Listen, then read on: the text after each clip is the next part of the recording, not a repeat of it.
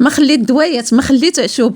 كنت تنحس بواحد الضيق تاع التنفس والم في الصدر ديالي، وحاسه تاع الشم مشات ليا، وكذلك حاسه الذوق مشات ليا.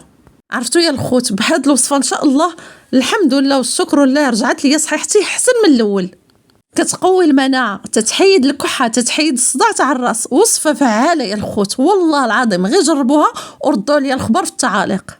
كما قلت لكم الخوت راه وصفه تتعزز المناعه وتتقضي على الفيروسات.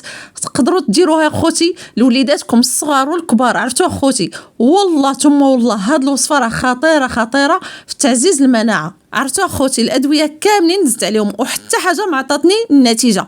ومع هاد الوصفه هي الاخرى ليا والحمد لله عطيتها لبزاف تاع الناس وحتى هما نفعتهم. وقلت علاش لا ما نبارطاجيهاش مع خوتي وخواتاتي وصحاباتي والامهات الغزالات الفنات اللي متبعتني. وهاد الوصفه اخوتي راه غير مكون واحد متوفر عندكم في البيت ديالكم، ما غادي تخرجوا، ما غادي تشريو، كل شيء عندكم في البيت ديالكم. غير حيدوا العكز وديروا معايا هاد الوصفه اللي هي سهله مهله.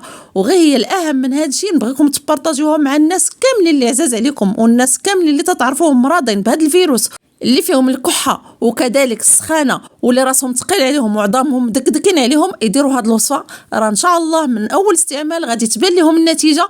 غير هي ان شاء الله الا عطاتكم نتيجه ما تنساونيش تدعيو معايا وكذلك تبارطاجيوها مع الناس. كما قلت لكم راه ليا ولكم الاجر باذن الله. واللي مريض الله يشافيه واللي صحيح الله يعطيه صحيحته. وكما قلت لكم الخوت هاد الوصفه راه زوينه الناس اللي عندهم الزكام، الاعراض اللي تنشوفوا اليوم. هاد الفيروس راه عادي تيدوز من كل شيء، تيدوز من الصغير والكبير. وهاد الوصفه كما قلت لكم الخوت ديروها لوليداتكم رجالاتكم الكل معز عليكم. ديروها يا الخوت ودعيو معايا. ودابا ندوزو نتعرفوا على المكونات وطريقه التحضير تاع هاد الوصفه وكذلك الوقت فاش غتشربوها. بسم الله وعلى بركه الله. اول مكون عندنا وهاد الوصفه الخوت راه تتكون من مكون واحد اللي تيكون عندنا دائما في البيت ديالنا ما تيخطا حتى شي دار، هو البصله. وضروري تكون البصله الحمراء ماشي الخضاريه ماشي البصله البيضاء، ضروري البصله الحمراء هي اللي فيها الدواء. غادي تشدوا خوتي بصله تكون صغيره اولا متوسطه. المهم الخوت غتشدوها وغتنقيوها وغتغسلوها مزيان وغتجيبوا واحد الحكاكه رقيقه، ضروري الحكاكه رقيقه. وغادي تحكوا ديك البصيله غتحكوها. وهاد الوصفه يا الخوت راه من الليل حتى الليل تبقاو تبعوها 3 ايام فقط، 3 ايام ورجعوا عندي التعاليق وكتبوا لي. الحمد لله والشكر لله راه من اول استعمال كيف ما تنقول لكم وكلمتي قد فمي، من اول استعمال ان شاء الله تتبان النتيجه. كتنعس مرتاح، كتنعس يا اختي ولا كتنعس مرتاحين، يعني ما كتبقاش ديك السخانه، ما كتبقاش نهائيا السخانه. وانا تنقولها وتنعاودها السخانه تطيح ما تتبقاش. وكذلك الكحه، مع الكحه راكم عارفين تتشد غير في الليل فاش كيسخن بنادم، يعني حتى الليل فاش كتسخني وكتسخن لك الدات ديالك تتشد فيك الكحه بالمزيان، ما كتبقاش ديك الكحه ان شاء الله. غادي تشربوا هاد الوصفه وتفكروني من اول استعمال كما تنقول لكم غادي تنعسوا مرتاحين، ولا غد لي غتصبحوا بخير وعلى خير وغتدخلوا عندي التعاليق وغتكتبوا لي الحمد لله والشكر لله. ولكن مع ذلك عاودوها المره الثانيه وعاودوها المره الثالثه. غادي تشدوها الخوت ديك البصيله، انا تندير غير نص بصله فقط اولا تندير بصيله صغيره كنشدها وكنحكها حتى تنحكها مزيان في الحكاكه الرقيقه وتنصفيها، يعني تنشد غير العصاره تاع الماء تاع البصله، العصير تاع الماء تاع البصله اللي فيه الدواء الخوت. وضروري كما قلت لكم البصله الحمراء. وغادي نشدو معلقه تاع العسل الحر ماشي العسل تاع السكر، ضروري يكون عسل حر. تنشد معلقه تاع العسل الحر. وانا هاد العسل رانا شاريه مخليها غير الدواء فقط، ما كناكلوه ما كنديروا به حتى شي حاجه، تنخليوه غير الدواء. كنشدو معلقه صغيره وكنضيفها على داك الماء تاع البصله وكنحركها مزيان حتى كنخلطها تماما. وكنزيد عليها زيت الزيتون، الزيت البلديه، تنزيد تقريبا واحد المعلقه صغيره وكنخلط هاد المكونات مزيان حتى كينسجموا ليا.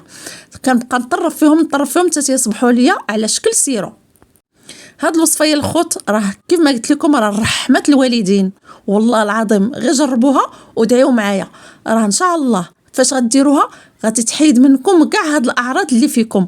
واللي مريض الله يعطيكم الستر بارطاجيو مع هاد الوصفه، راه ليا وليكم الاجر باذن الله. كيف ما قلت لكم راه وصفه سهله مهله، ولكن راه اللي جربها غادي يرحم عليها الوالدين والله العظيم. تنحلف لكم وتنقسم لكم بالله رانا جربتها وعطيتها للناس وجربوها ودعوا معايا وحتى نتوما بغيتكم حتى نتوما تدعوا معايا وكذلك تجربوها والله يشافيكم ويعافيكم. المهم الخوت هاد الوصفه غتبقاو تشربوها من الليل حتى الليل، حتى تبغيو تمشيو تنعسوا، حتى تتخشوا في الفراش ديالكم وهي اللي تشربوها باش ما تنوضوش، باش ما يضربكمش عليها البرد.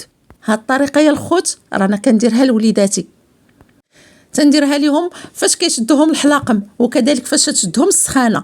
المهم الخوت اللي فيه السخانه يدير هاد الوصفه، راه ما كتبقاش السخانه سبحان الله العظيم، كتحيد السخانه ديك الساعه نيت ما كتبقاش فيك، ما كتبقاش في وليداتك.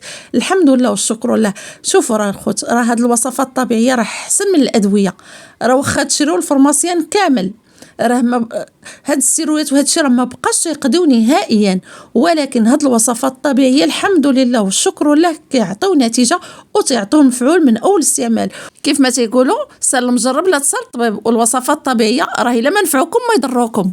كما شفتوا معايا الخوت انا شديت نص بصله حمراء وقطعتها طريفات صغار، يعني شلطتها بحال بغيت نديرها هكا في الشلاضه، كنشلضها وكنديرها في واحد الكويس وتنفرغ عليها الماء يكون طايب، الماء تكون خارجه السبوله ديالو، وتنغطي داك الكويس وتنخليه حتى كيبرد تماما، ما كيبقاش داك الماء سخون، يعني ديك البصله كتطلق الفوائد ديالها كاملين في داك الماء. وتنشدها وتنصفيها، تناخذ غير داك المحلول تاع داك البصله، يعني داك العصير او لا داك الماء اللي طلقات لنا فيه ديك البصله الحمراء، هذاك هو اللي عندنا به الغرض الخوت. كنشدو كندير فيه معلقه صغيره تاع العسل الحر. هذا يا الخوت راه بحال شفتوها بعينيكم. فاش انا عندي واحد الولد تيجيو الحلقم بزاف وكتشدو السخانه، ديك السخانه الخايبه، عرفتو تندير ليه هاد الوصفه ما كتبقاش فيه السخانه نهائيا.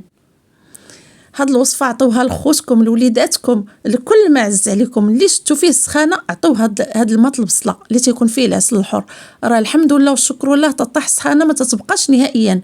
هاد جوج الوصفات الخوت والله العظيم اللي عطيتهم لكم من القلب، هاد جوج تاع الوصفات اقسم لكم بالله العلي العظيم، انا تنقسم بالله وربي شاهد عليا، هاد جوج تاع الوصفات راه اللي دارهم كيرجع وتيقول يلاه يرحم الوالدين. حتى نتوما نبغيكم حتى نتوما تدعيو معايا وتقولوا لي الله يرحم الوالدين، ونبغيكم تجربوهم، واللي عنده شي مريض الله يشافيه يدير هاد جوج تاع الوصفات او لا وصفه من هاد الوصفات ورجع يكتب لي في التعاليق، راه من اروع الوصفات ان شاء الله غادي يعطيكم النتيجه من اول استعمال. وكذلك اللي عنده الفيروس في الدار، يعني تيطيح واحد وينوض واحد، هذا تيبرى هذا تيطيح، يشد غير البصله الحمراء ويقطعها على النص ويحطها في كل بيت يحط فيه واحد طريف تاع البصله. هذيك البصله يا الخوت تطمس داك الفيروس، ما كتخليش داك الفيروس تيبقى يدور في الدار نهائيا. يعني وحلوا الشراجم، ضروري تحلوا الشراجم باش دائما تتهوى الدار وتيدخل هواء جديد، وديك البصله الخوت والله العظيم راه كتمس داك الفيروس.